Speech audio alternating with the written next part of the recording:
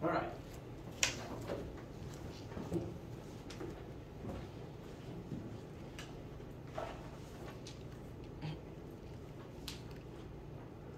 So, on Brightspace, if you go to the Test 1 tab, previously we had the practice questions and then the answer key for those practice questions. Below that is just the answer key to this particular test. I do encourage you to take a glance at it as you are looking over your test and maybe looking back on it as study material for the exam at the end of the semester. We'll go over, well, if the internet is being trashed, we'll load up the copy I have saved locally instead, but this is where you can find it. So, right there in the Test 1 tab. Additionally, added, if you click on the class info tab itself, I have added a number of tips, reminders to help students as we are approaching the end of the course, some things to keep in mind to help make sure that you are doing as well in the class as you possibly can, because I have noticed across this particular test that the lower grades that I noticed tended to be ones where questions were for the most part blank. And I know I say ask me questions all the time, and it probably gets annoying when I remind you incessantly, but I feel a need to keep reminding people because it keeps not happening. I know that some students are confused, and yet I'm still not getting any questions. And this course hinges on me getting questions, because if you don't let me know what's confusing, I don't know what I need to spend time on or revisit with you guys. Because I'm not a 1500 student. I was a major, different things are confusing for me, especially now that I'm, teaching the course. The things that I think are hard are probably not the things that you think are hard. And if you don't ask me questions about what's confusing, about problems that are hard for you, I don't know how to help you guys. So, I do have these tips up here. I do recommend you comb through them. The main thing is, I need to know when you guys are confused. Because if at any point you're confused, it's just going to get worse from there. So, honestly, please let me know. And even if the question is, I don't know what I'm doing, I don't know where to start, I can still help you. You just need to actually start that conversation, which can be hard. I'm human too. Those conversations can be hard to have, which is why one of these pointers reminds you that you're allowed to be sad, you're allowed to be frustrated, you're allowed to take a break if you need one, even in the middle of a test. If you leave the test down, you can go outside, have a break, have some water, I don't mind. But if you come back collected and ask me your questions, it'll all be better. I'm rambling, I keep making these same points, but I feel the need to on account of the fact that, like I said, the questions aren't coming in like I expect them to. So, it's on you guys. If you want to pass this class, you got to talk to me about it. You got to ask me questions. Cool? All right. These tips will remain up here. I recommend combing through them. I won't read them all verbatim to you right now, but they are here. They are a good resource for you. Let us look briefly at the test itself. The answer key is here. I have found that Brightspace does tend to make it pretty low resolution on the projector, so I'm going to load up my saved file for it instead of the Brightspace one.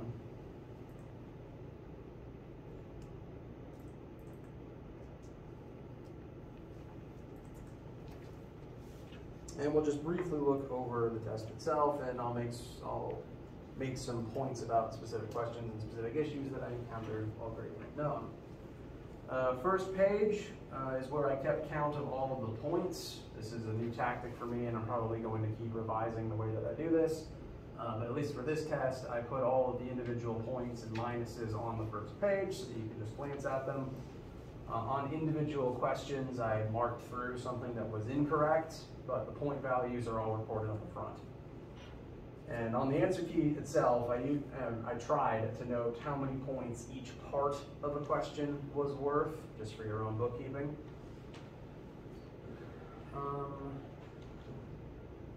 If you didn't write an answer on the front page, I did go to the back to check your work. So if there was something back there that I could use as an answer, I still graded that. And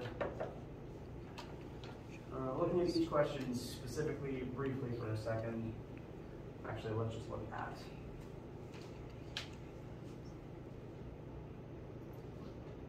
For the first three questions, just look at the first page and where I have the answers. First question was, how do you calculate force of gravity? Force of gravity on any object is always mass times 9.8, but alternatively, there is a different formula that some people looked on the formula sheet and noticed. This is the formula for universal law of gravitation, which is technically a more accurate answer. So either version of this, full credit.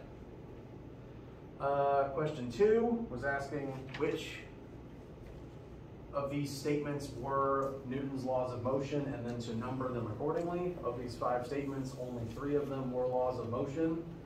Specifically, statement 5 is the first law, statement 3 is the second law, and statement 2 is the third law. Statements 1 and 4 aren't laws of motion. The goal is for you to leave them blank. Question 3, I'm going to show you my diagram for question 4. And actually, I'll roll this up and draw in the invisible ramp.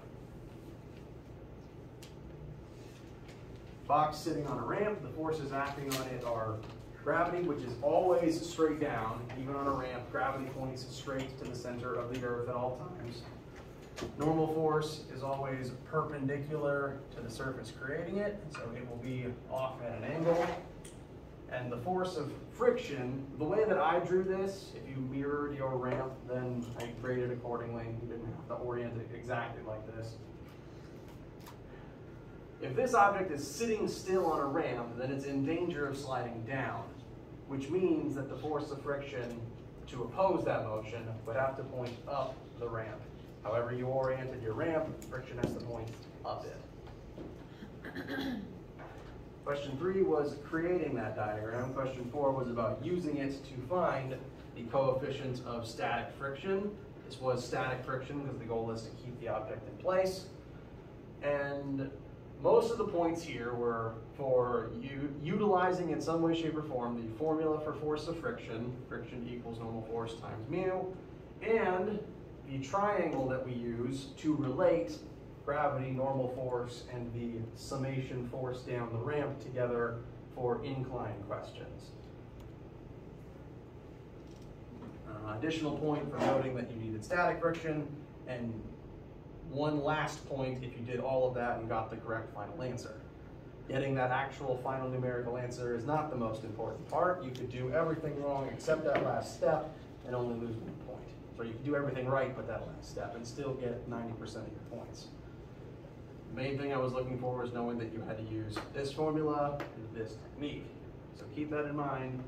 This picture, the relationship between gravity down, normal force, perpendicular to the surface, and that they add up to a net force down the ramp like this. And the triangle is the same angle as the ramp itself. That is the main thing to remember for all the incline questions. So that's number 4.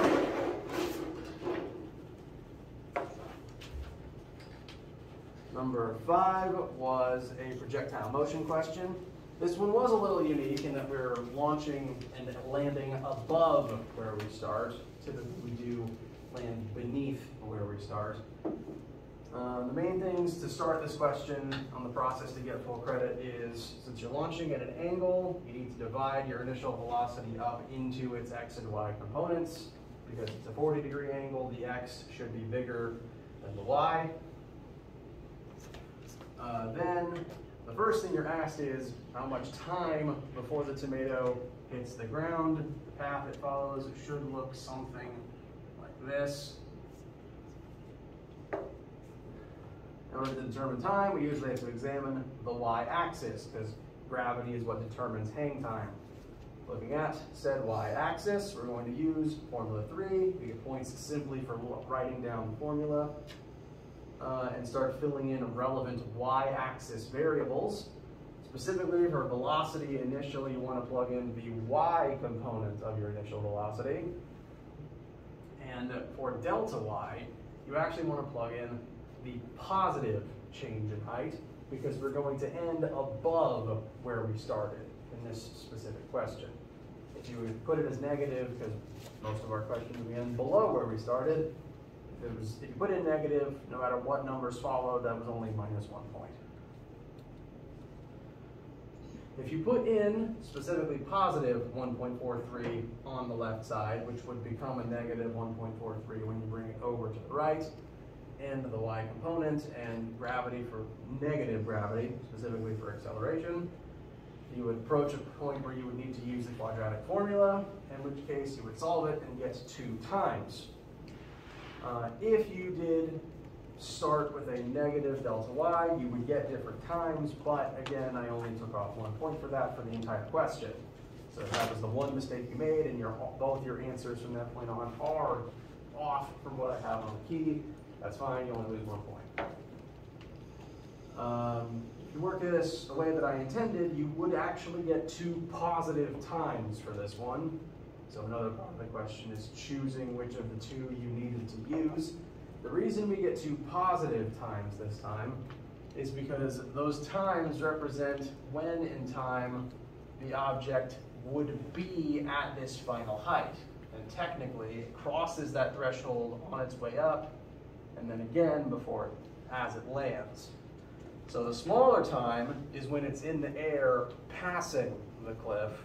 The second time is when it actually lands on the cliff. If you found these 2 numbers and used this one instead, that's only -1 point. That's a very minor part of the question. Using this time, the 0.616, use that in the x-axis. It's important to note that there is no acceleration in the x-axis to find the final displacement. And it's only it is only -1 point if you use negative delta y instead of positive, and only -1 point if you use the smaller of the 2 positive times. I did bring a lot of individual permutations, and I tried to, again, it would only be a cumulative 2 points off if you made those 2 mistakes together.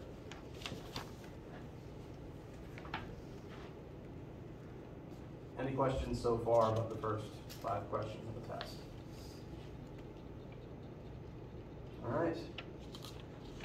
Question 6 was a vector addition question. We want to add these 2 vectors together. In order to do that, we need to break the 4.1 down into its x and y components. So points for employing trig in order to do that, and then points for adding the 2 vectors together to get the coordinate form of the final answer. Once you have that coordinate form, using really whatever methods you wanted to, there's ways other than how I have it on the answer key, you simply needed to combine them together to find the one final magnitude, and also combine them together to find the one final direction of the 2 vectors added together. I tried to note at least the 2 different main orientations you could write that angle in. There could be other permutations besides that. Again, I graded each specific one based on how you set up the question.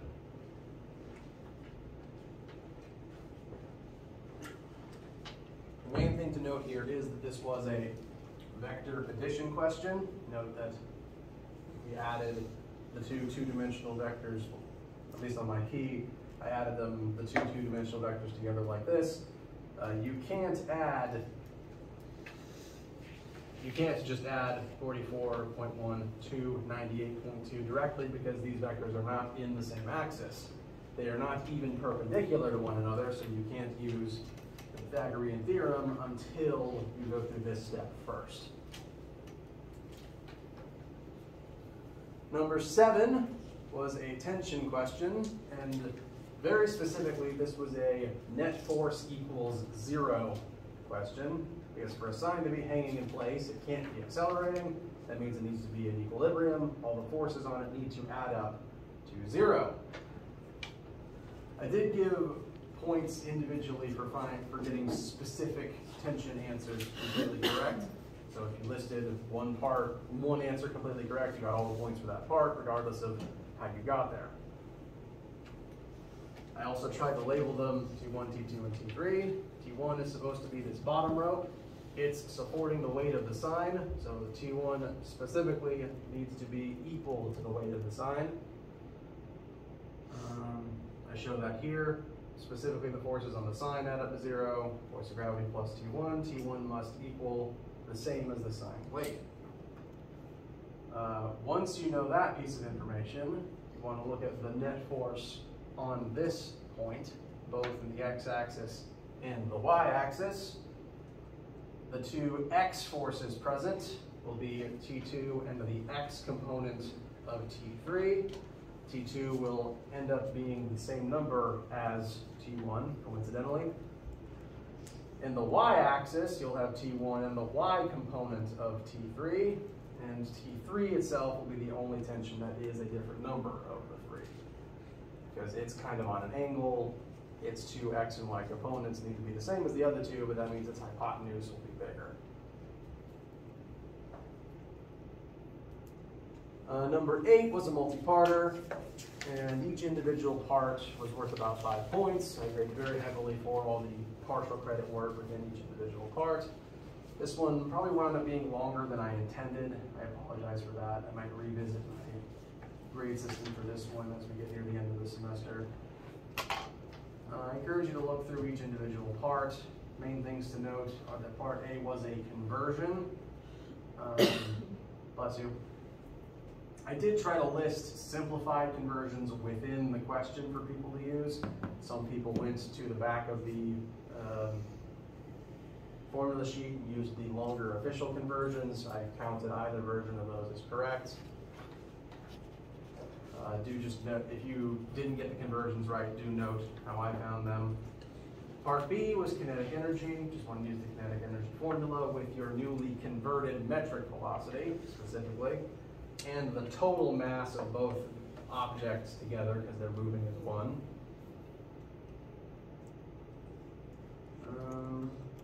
Part C was about the work that the engine does during this entire process. At no point does the kinetic energy answer come into this particular question. I utilized power equals work over time. We know the power of the engine, we know the time it drove, we can estimate the work the engine did. The last question asked what would be the work done by friction and what would be the force of friction for this case. There's actually multiple ways to be able to find that force. I counted any and all of those permutations as correct. It doesn't have to necessarily be the one here that I used. But since the truck drives at constant velocity, friction must be doing the same amount of work as the engine. The engine is putting work into the car, friction takes energy away at the same rate. That is the only way to drive at constant velocity. So friction must do the same amount of total work as the engine. So if that's the work of friction, we figure out the displacement that the truck moved, we can figure out the force of friction during that time. Last question was about a spring and energy conversions. We begin with the spring coiled, launching a rock straight upwards. The energy will begin as EPE and end as specifically GPE. I want to point out in this particular question, it says the rock is launched 7 meters upwards. It is launched to a height of 7 meters. That is not a velocity. That is a final displacement.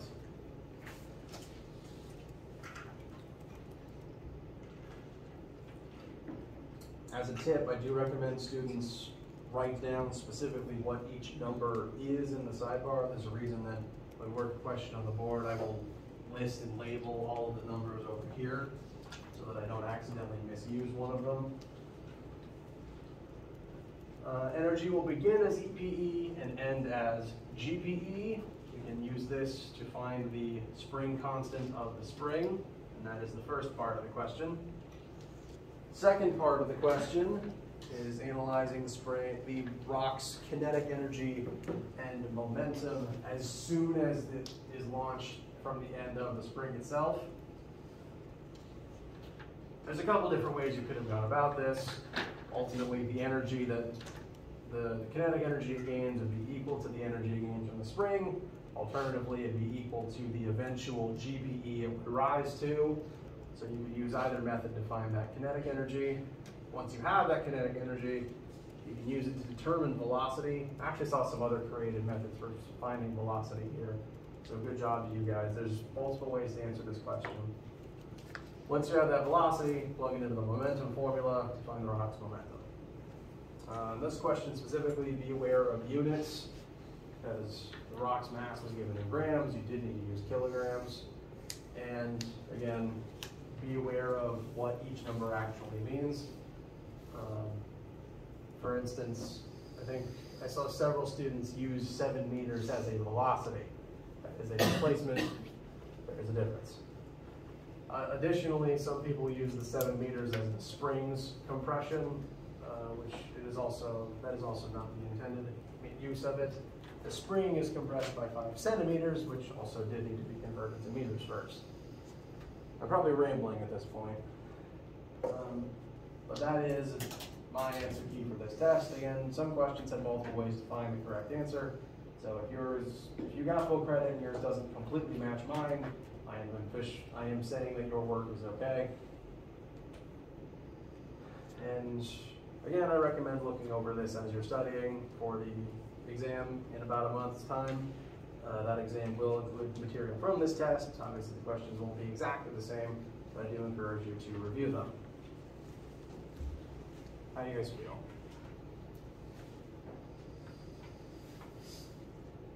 Okay, some collective nodding. That's nice to see. If you as an individual want me to figure out what your current grade is, or maybe figure out, what scores you need on the tests and exams, just email me and I will gladly calculate that for you. I can also talk about your individual test with you if you'd like. And if there's no questions right now, I do encourage you to ask, again, literally at absolutely any time, and I will remind you of this until probably the very last time I ever interact with you.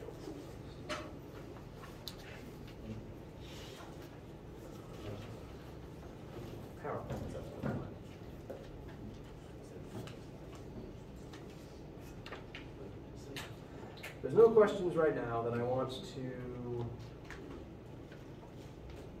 move on quickly, briefly, to a practice question. And rather than how we usually do them, I want to give this one to you guys to try to work either on your own or with each other briefly, and then we'll check your answers in a moment. I want this to be practice to see if you can do this one. This is specifically a very short question. It should only involve one formula, depending on how you work it. And I want to see how you guys can do with this one. No pressure. Just see how you do. Go quickly, see if we can all get the same answer together. I'm going to check my own answer real quick, and I'll show you my work in a minute.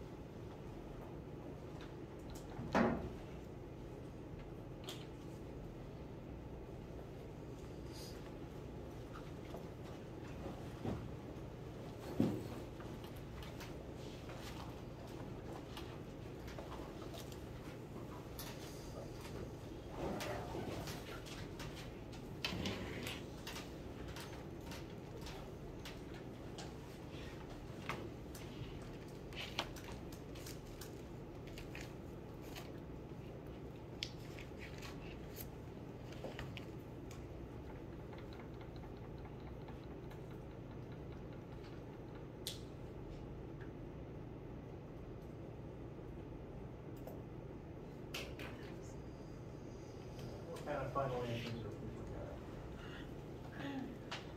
It's okay if they seem kind of unrealistic at first. I'll explain them in a second, but what kind of answers are we arriving at?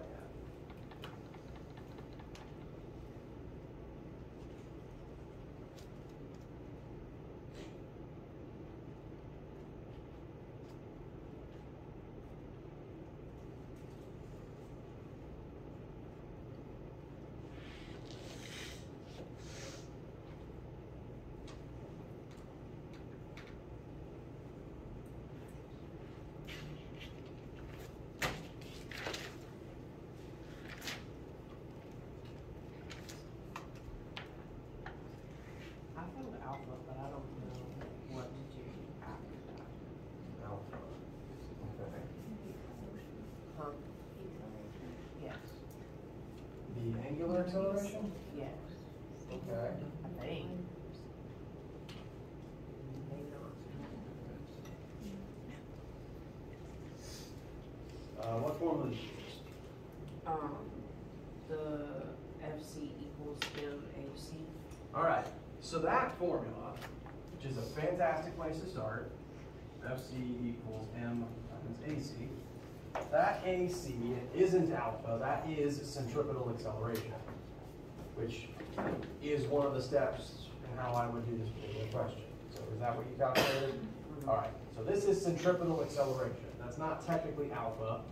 There is a difference between linear acceleration, centripetal acceleration, and alpha, which can get infuriating because the letters all look really similar, but they are technically all different values, different principles.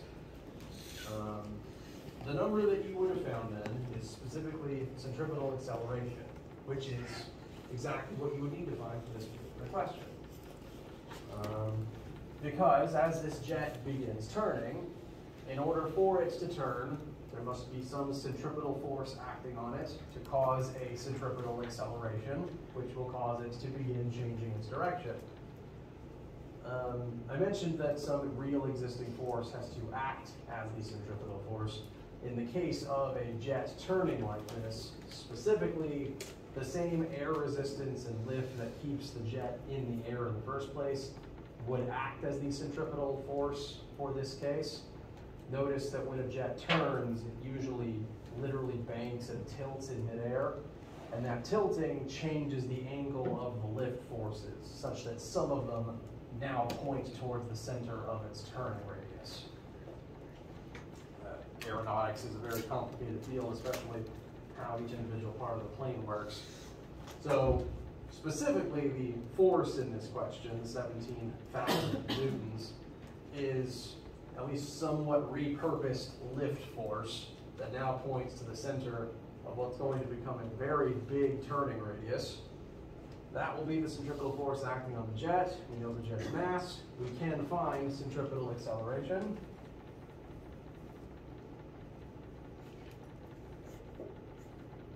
And so what is that AC that we found? 8.5, very good. So that, condition per second squared, excuse me, and just 8.5? Yes. Right, that sounds great. So that is the centripetal acceleration of the plane. Very good. Now that we know centripetal acceleration, we also have the velocity of the plane. How can we find its turning radius? That equals b squared over r. Very good. So AC equals b squared over r. R is what we want. We just found AC. We now know. We also know the linear, straightforward velocity of this particular jet. So we'll take the 8.5 equals Mach 2 speeds squared. Make note that you are squaring the 686 over r. Only the 686 gets squared. Mach 2 means twice the speed of sound, which means this particular jet would be making huge ruckus as it does this, creating a very big sonic boom. It's not usually advisable for a jet to turn while moving this fast, but you know, sometimes pilots have to do some dangerous tricks. And so, after this calculation, what does our turning radius turn out to be?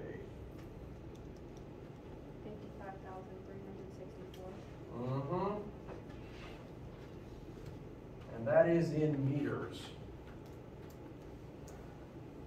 If your answer is slightly off or has different decimal values in rounding, that is fine. Point is, it's a big number, 55,000 and some change. Yes?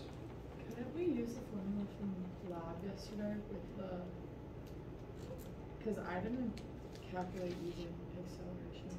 That is absolutely fine. It is possible to, off the bat, just combine these two formulas. Okay. Because if AC is v squared over r, you can plug that in from the beginning. You don't have to use the intermediary step. But depending on your own brain, how you like it. Sorry? I had a little change in my answer, but it wasn't that much. Yeah, that'll be fine. I myself calculated 55364.24, which is mostly what I've got written there. Yeah. Main thing I'm after is 55,000 approximately, which in meters is a lot. That would be a turning radius of 55 kilometers. So if you've ever been on an airplane and you feel like, all right, we've taken off and now we're turning and we're still banked and the entire plane feels like it's literally tilted for like half an hour, that's real. You're not crazy. Planes either have to make really long turns at slow speeds or, well, really big turns at fast speeds, just because of how fast they're going and the fact that you need to be going fast to stay in the air. Slow is still relative for a plane. It's still pretty quick. And jets this fast really do take up this much space as they turn at speed. It's not recommended though, because the pilot would be subjected to this much force the entire time that they're turning. So really fast banking is really not advised for fighter pilots.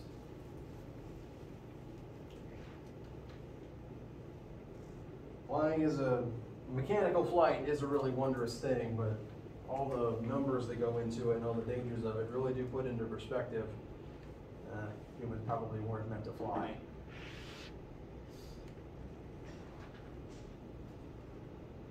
How's this one feel? I think I want to start giving you, I think I want to start the habit of beginning on shorter self-practice questions just to make sure that you guys get more of your own practice in without just copying down what I'm doing. Because I do want you guys to be able to think about each question and be able to do it yourself beyond just what I tell you to do. So we might begin each day with a very short, usually only 1 or 2 formulas thing that should only take you about a minute or 2, and then we'll compare notes. Now, we're actually at the end of this particular lecture, which is all right. We spent a lot of time talking about the test. Before we break, you can go ahead and pack up, or start packing up. Before we officially break, I do want to show you something. If you want to show you something. You might have seen this formula before. This is specifically referred to as the universal law of gravitation.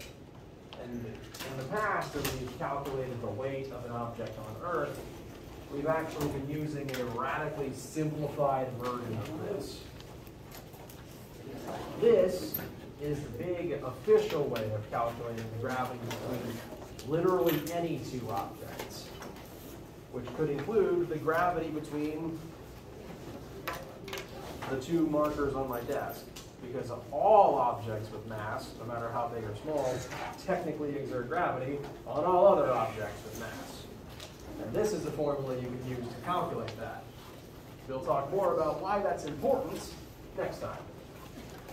For now, at least, look over it, make sure it's in your head, we'll continue next time. We have to do something in lab.